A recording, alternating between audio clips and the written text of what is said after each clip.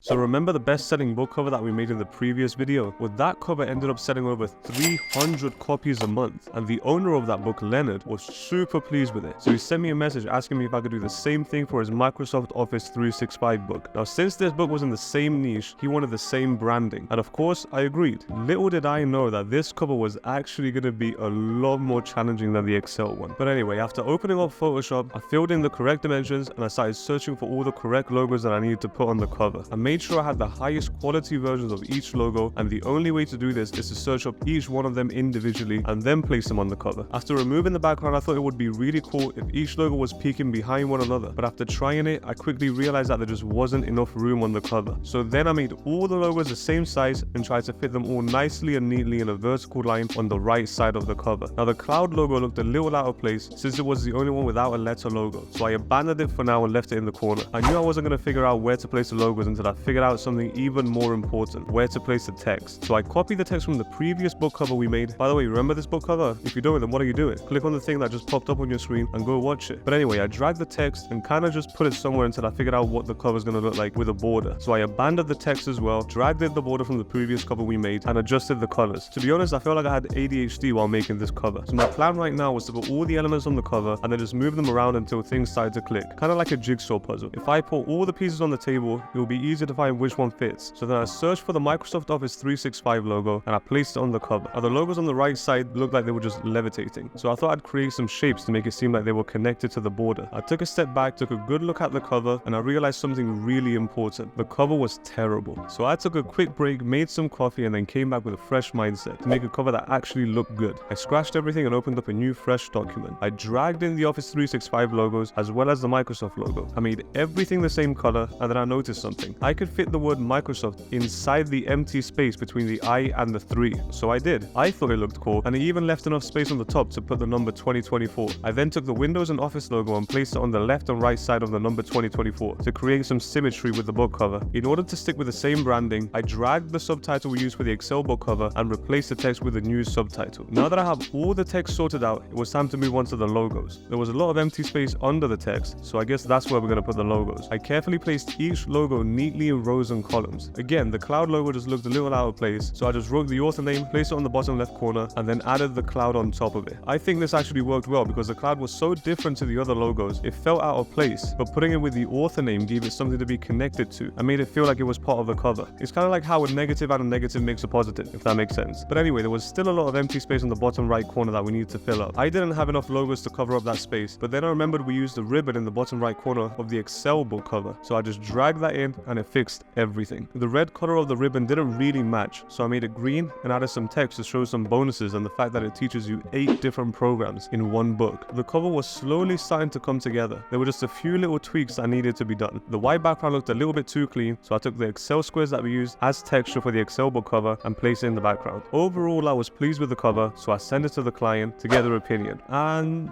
they didn't really like it. Well, they liked it, but there were just some changes that they wanted to make. So I went and made another coffee, came back with a fresh mindset, and prepared to make the changes. Now here's what Leonard wanted. He wanted me to use the new Microsoft Office 365 logo instead of the old one. Now I didn't even know Microsoft changed their logo, but either way, I was going to figure it out. Second thing Leonard wanted was to add 3 more programs to the cover to give it a total of 11 teachable programs. Now I could barely fit the original 8. I had no idea how I was going to fit 3 more programs, but I didn't really have an option. I had to figure it out. Now he also wanted me to showcase that there are 5 bonuses inside, and he didn't like how the Microsoft fit into the word Office. I guess I was the only one that actually thought that was kind of cool. But anyway, with a brand new coffee in my hands and some new instructions for the cover, it was time to get back to work. I searched for the new Office logo and put it on the cover. It actually looked kind of cool with the purple and blue colors. I moved the word Microsoft, made it bigger, but that meant that I had to move the number 2024 to the bottom of the cover. Since the new logo had a combination of purple and blue, I replaced the border color with one that would match the logo and made the text black. Now I didn't really like how the title looked in the middle, so I moved the word Microsoft to the left and aligned the logo with it as well. This freed up a bunch of space on the right, which allowed me to add the number 2024. With the top of the cover complete, it was time to move on to the bonus section Lennon wanted to show off. I needed a way to show off the 5 bonuses without messing up the structure of the cover. I moved one of the logos to the bottom right corner to free up some space where I could show the 5 bonuses. Now I tried to create a circle and add some text inside, but it didn't quite look how I wanted it to. It just messed up the whole cover, so I just forgot about the bonus section for a while until I could figure out where I was going to place the extra 3 logos. That was my main concern for now. now. I was starting to get overwhelmed because the cover looked like it was already full and there just simply wasn't enough room to add 3 more logos. But despite my doubts, I searched for the new logos, added them in, and started playing around with the size and positioning of all the logos. Now I don't know how, but eventually I found a position for each logo, which still made the cover look nice and neat, organized and clean. Since there was literally no room for the phrase 5 bonus inside, I added it to the ribbon that attracts attention anyway. Now the author name was the only thing that bothered me. It seemed a little out of place, so I did the same thing I did with the Excel book and stuck with the branding. I took the author name, centered it in the bottom middle, and combined it with the border. And there it was, the final cover. I was really happy with the result, even though it took much longer than I expected, but it was worth it. Now which cover do you prefer? The old one or the new one? Let me know down in the comments below.